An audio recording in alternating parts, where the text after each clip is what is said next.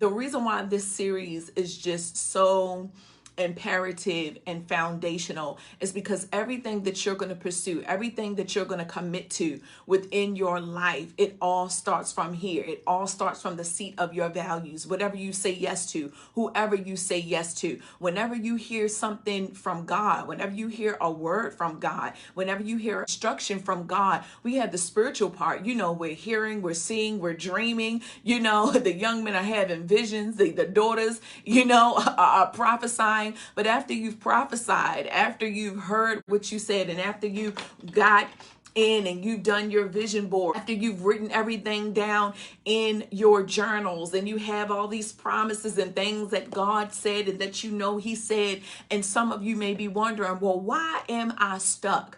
What is going on? And you hear people say this cliche, "Oh, you're waiting on God, but God is waiting on you." And you're like, well, God, I'm doing X, Y, and Z. But at the same time, how do we discern these things that are from God? How do we position our lives in the natural for what we hear in the spirit? And this is the foundation of it all. Everything that we come into and into agreement with, everything that we commit to, everything that we say yes to is going to stem from our values. When we align ourselves with God and we partner with God, it's easier to identify those things and those opportunities and those people, those men and those women that approach us with things or want access into our life. It's easy for us to identify and have a chance to discern. Listen, because along with the spiritual, we have to also incorporate the natural as well. You can have discernment all day, but if you're giving everybody access into your life